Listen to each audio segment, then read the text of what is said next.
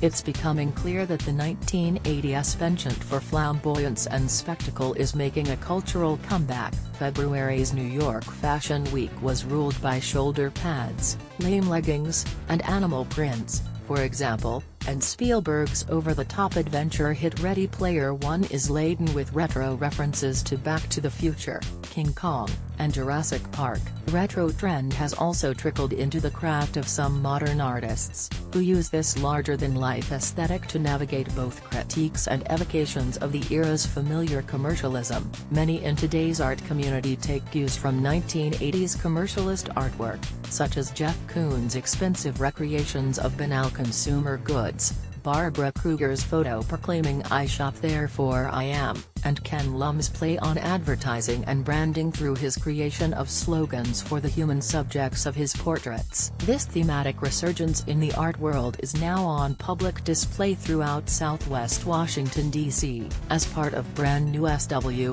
the newest project in the museum's Hirshhorn in the City initiative. The project originated as a modern-day take on the museum's ongoing exhibition Brand New, Art and Commodity in the 1980s, featuring such illustrious artists as Koons, Kruger and Lum, whose 1980s work played on themes of branding and consumer culture. Recognition of the innovative new collaborations that abound in Washington's art community, the Hirshhorn selected 3 local artists, No Kings Collective, No Moo, and Superwa, to create posters inspired by the 1980s for public display in the city's nearby Southwest waterfront neighborhood. The museum's staging of the posters in the public domain is intended to hark back to the decade's subversive, democratized art scene. Street art and graffiti, for example, became hugely popular in the 1980s, especially among New York City artists who sought to make artwork accessible outside of the confining walls of museums. The art form has made a huge comeback in recent years,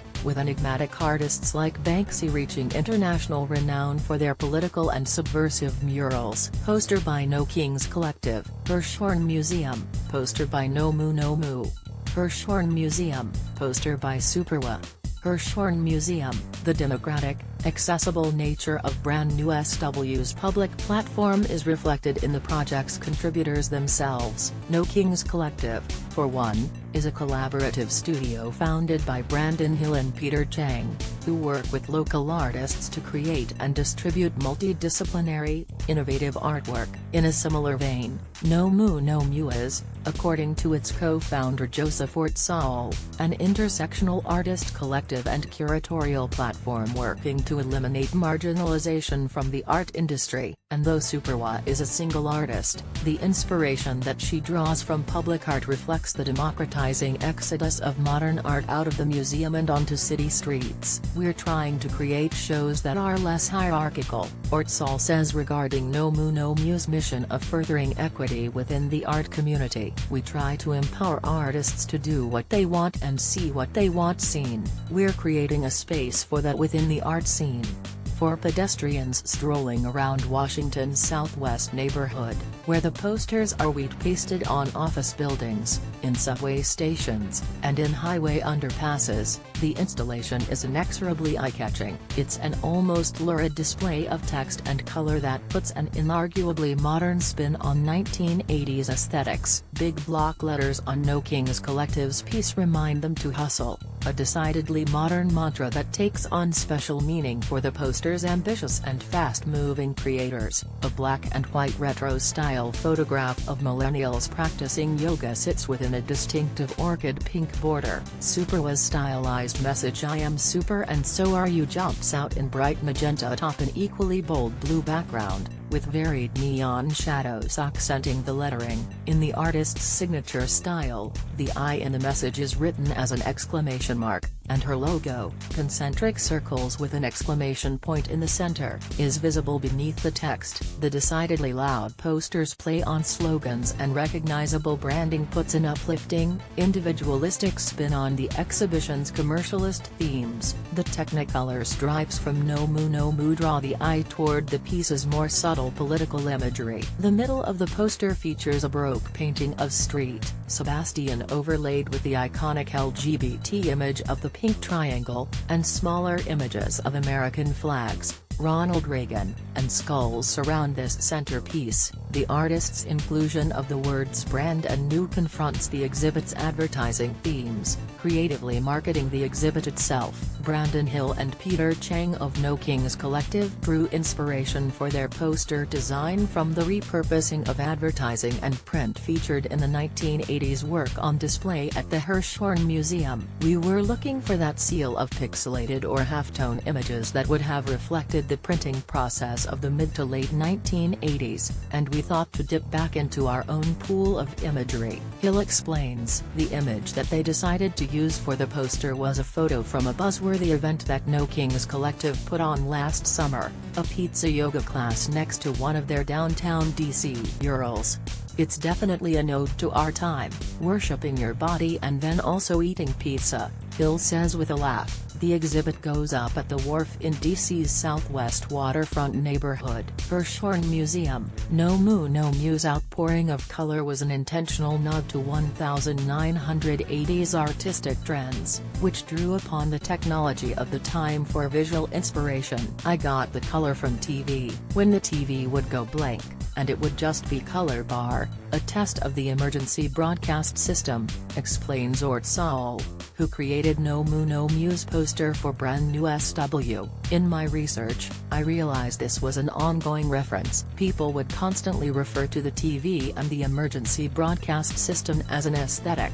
Ort Saul's retro visual reference was accompanied by his thematic nods to 1980s political movements that he believes are relevant to the current day. He drew specific inspiration from ACT UP, the late 80s advocacy group that pressured the Reagan administration to respond to the AIDS crisis. ACT UP's effective use of the media and advertising to increase the visibility of their cause was especially impactful to Ort Saul's design process. That was my whole starting point. ACT UP's aesthetics, using the triangle and other gay imagery. I was trying to figure out a way to relate what was happening then to what is happening today, says Ort Saul. He concluded that this connection is rooted in what he sees as a resurgence of Reagan-era political rhetoric. Dealing with the Trump administration now, I was just sort of inspired by how organized and effective ACT UP was, he says. There was so much at stake, but the way they used the visual arts was genius to me.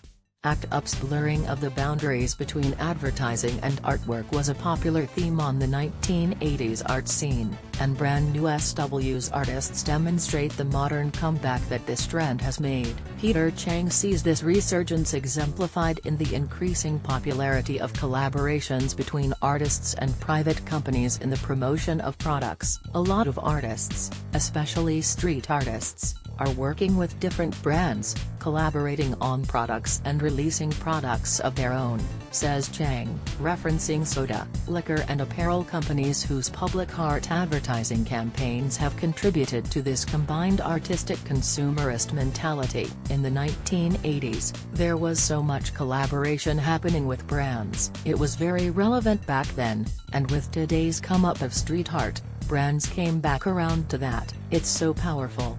Though Brand New SW didn't involve any commercial collaborations, the concept of branding and shameless self-promotion, in Ort Saul's words, still makes its way into the artist's work. Superwa's logo appears not only on her Brand New SW poster but also in almost all of her pieces in some capacity. No Kings Collective, for their part, dubs their artwork's recurring hustle motif a brand in its own right, not an official trademark, says Hill, but just a recognizable identifier of their raison d'etre. The artists did not confer with one another in creating the posters, but nevertheless, the three works in Brand New SW share thematic similarities that contribute to the overall cohesion of the project. According to No Kings Collective, these organic synergies speak to the wide reach of the artistic resurgence of 1980s aesthetics. We designed our poster blind, we weren't aware of the other posters until after they were produced, says Hill. Once they gave us a glance at Superwa's and No Moo No Mew's design, it was pretty weird and amazing to see just how close everybody was, at least in terms of general cues from the 1980s design aesthetic. Retro is very in right now. Millennials, the people in prime purchasing age, like to go back to things that bring them nostalgia, adds Chang. A lot of people are taking advantage of that nostalgia to recreate new experiences and new stories based on all the things that happened in the